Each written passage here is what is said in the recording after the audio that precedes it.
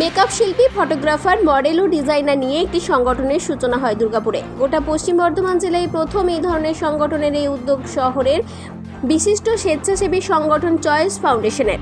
শুক্রবার দুপুরে সিটি সেন্টারের একটি বেসরকারি হোটেলে এই সংগঠনের প্রথম বৈঠক অনুষ্ঠিত হয়। এই সংগঠনের উদ্দেশ্য, যারা এই প্রফেশনের সাথে যুক্ত তারা যাতে সম্মানের সাথে সামাজিক কাজ করতে পারে সেদিকে নজর রাখা, জানাচ্ছেন সংগঠনের সহ সভাপতি মৌপর্ণা ব্যানার্জি অধিকারী। তার জন্য মানে যারা অনেক সিনিয়র তাদেরকেও সাফার করতে হচ্ছে, আবার যারা একদম বিগিনার, যারা স্বপ্ন নিয়ে প্রফেশনে এসছে, ভাবছে কিছু করবে ক্যারিয়ারে, তাদেরকে তো মারাত্মকভাবে সাফার করতে হচ্ছে। তো এই প্রসেসটা যাতে না আর এগো, সাফার করার একটা প্রবলেম যাতে না আর এগো, তার জন্য আমাদের একটা ছোট্ট প্রয়াস চেষ্টা করা হচ্ছে।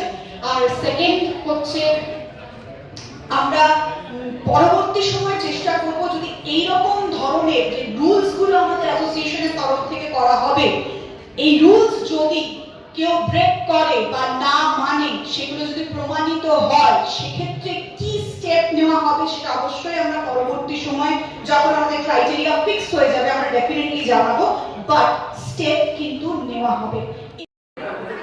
আমাদের এই অ্যাসোসিয়েশনটা আজকে যেটা জন্য এই মিটিংটা করা হয়েছে, এটা হচ্ছে মেকআপ আর্টিস্ট, পশ্চিম Bardhaman makeup artist, photographer, designer, model নিয়ে যে অ্যাসোসিয়েশন, আজকে তার ফার্স্ট মিটিং ছিল।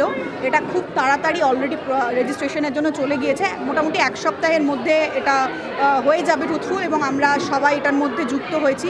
এটার একটাই এজেন্ডা, নিজের শহরের বা নিজের জায়গার মেকআপ আর্টিস্টরা যেন সম্মানের সাথে, প্রোটেকশনের সাথে কাজ করতে পারে, তাদেরকে প্রোটেকশন দেওয়া এই অ্যাসোসিয়েশনের দায়িত্ব, যারা অ্যাসোসিয়েশনের সঙ্গে যুক্ত।